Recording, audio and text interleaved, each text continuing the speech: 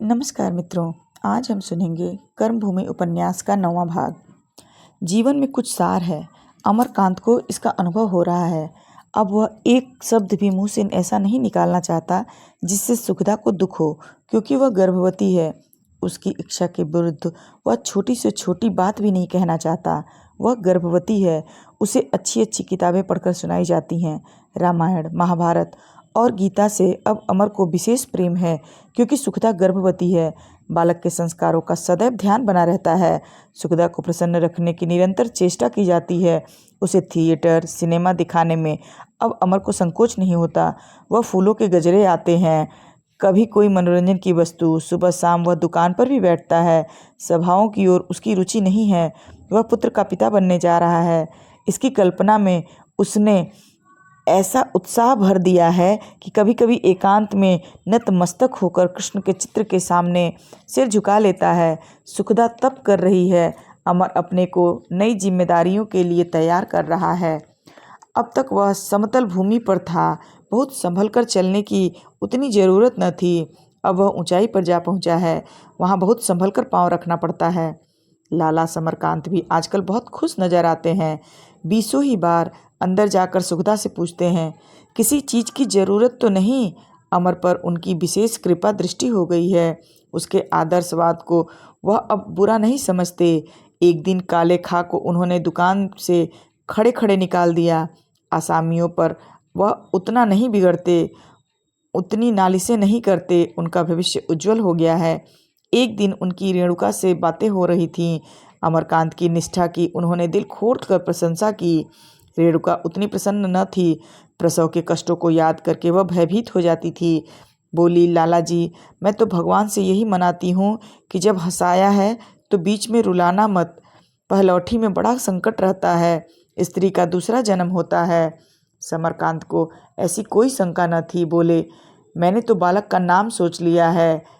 उसका नाम होगा रेणुकांत। रेणुका आशंकित होकर बोली, अभी नाम वाम मत रखिए लाला जी। इस संकट से उद्धार हो जाए तो नाम सोच लिया जाएगा।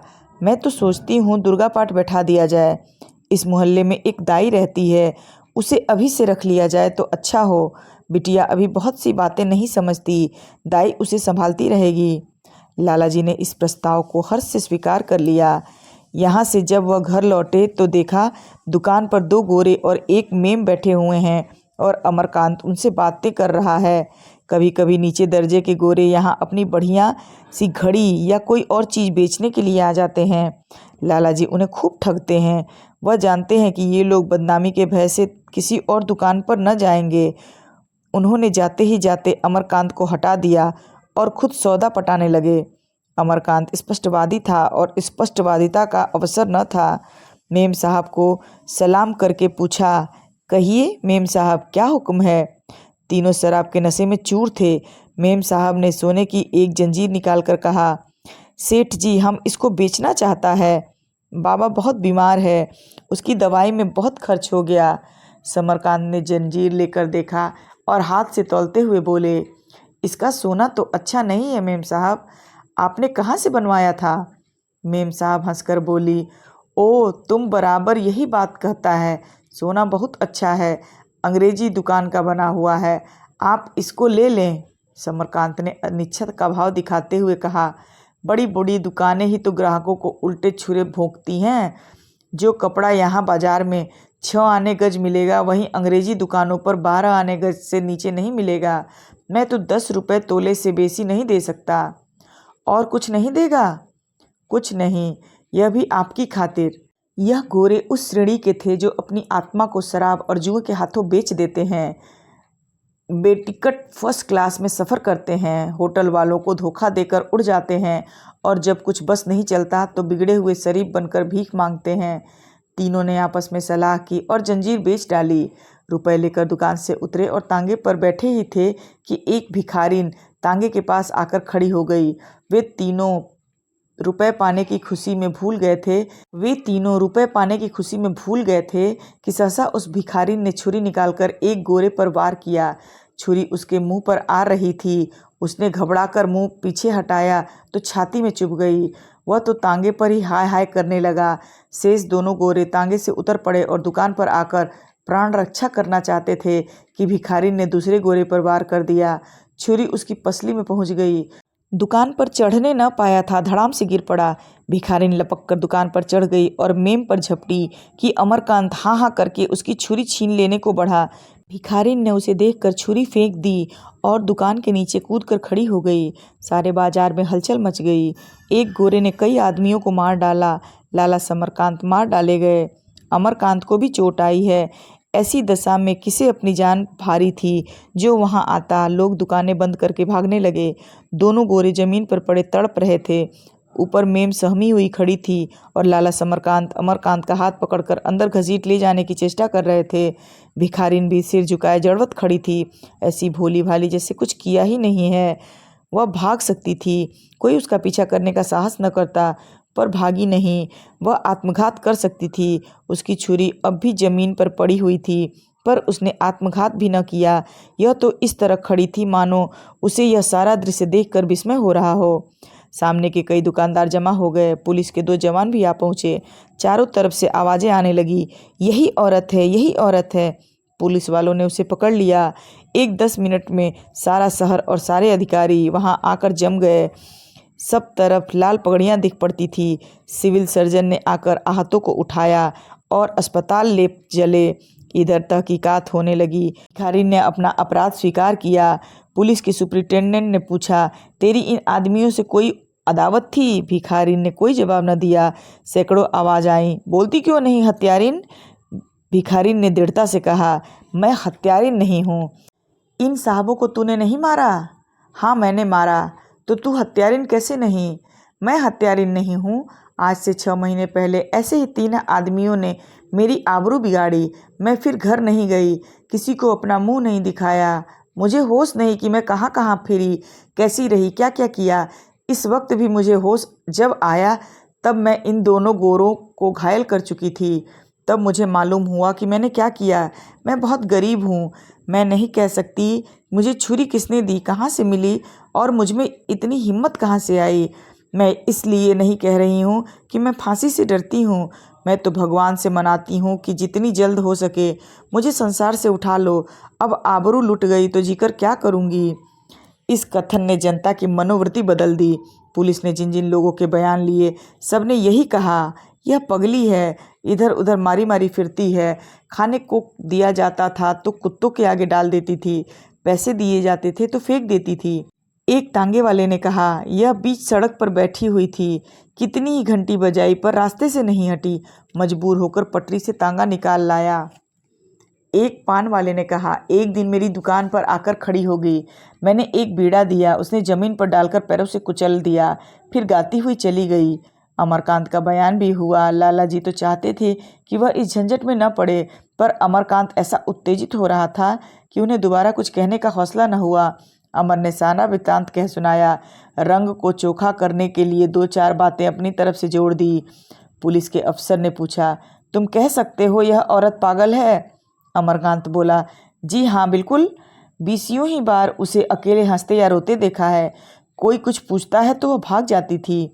यह सब झूठ था। उस दिन के बाद आज यह औरत यहाँ पहली बार उसे नजर आई थी। संभव है उसने कभी इधर उधर भी देखा हो, पर वह उसे पहचान न सकता था।